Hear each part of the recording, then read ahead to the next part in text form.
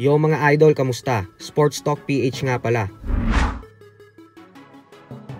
Ang laban bukas, pag-usapan natin yan mga idol.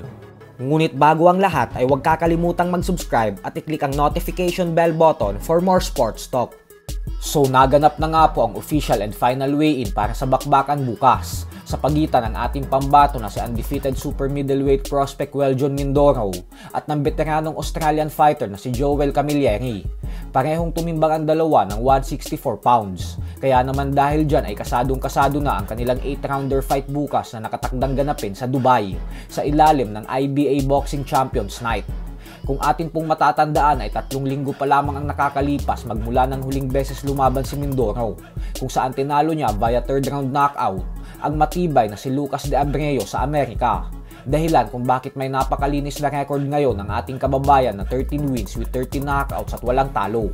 Subalit dahil nga po muli na naman siyang sasampa sa ibabaw ng lona bukas, kaya naman hindi natin maikakaila na gusto talagang manatiling aktibo ni Mindoro sa sports ng boxing. Isang napakagandang bagay po nito dahil isang patunay lamang ito na sobrang determinado talaga siya na gumaling ng husto hanggang sa maging isang ganap na world champion balang araw.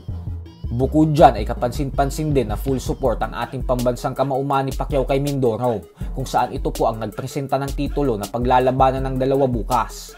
At dahil po nasa venue ang nag-iisang 8 Division World Champion, kaya naman hindi na din ito nakataka sa mga interviews. Sa interview sa kanya ng Boxing Social ay ibinunyag ng ating fighting senator na lalaban din umano siya sa Dubai sa susunod na taon. Ayon kay Pacquiao ay sana umano ma-finalize agad ang nasabing laban, nang sa ganun umano ay mangyari agad ito sa unang bahagi ng taong 2025. Giit ni Pacquiao na wala pa daw siyang kalaban, subalit madali lang naman umano maghanap ng mga potensyal na kalaban, kaya hindi daw ito magiging problema. Basta umano magkasundo lang sa negosasyon ay magiging plansyado agad yan. Habang ang presidente naman ng mismong IBA Boxing ay nag-post sa kanyang official social media Instagram account ng litrato kasama si Pacquiao. At dito po niya sinabi na may isang malaking announcement sila na ilalabas sa lalong madaling panahon. Bagay naman na iniisip ng karamihan na ang laban ni Pacquiao ang ilalabas nilang announcement. Samantala, ang dapat nga po nabakbakan sa pagitan ng current undefeated WBC Lightweight World Champion Shakur Stevenson at ng undefeated knockout artist William Cepeda na nakatakda sanang ganapin sa buwan ng Pebrero ng taong 2025 ay hindi na po matutuloy. Ito po ay matapos magtamo ng injury ni Cepeda sa kanyang kaliwang braso. Dahil po dyan ay tutungo na lamang sa ibang direksyon si Stevenson. Isang malaking kawalan po ito para kay Cepeda, gawa ng ilang taon niya nang inaasam-asam na makalaban sa isang world title fight. Kaya naman lubos talaga ang panghihinayang nito ngayon.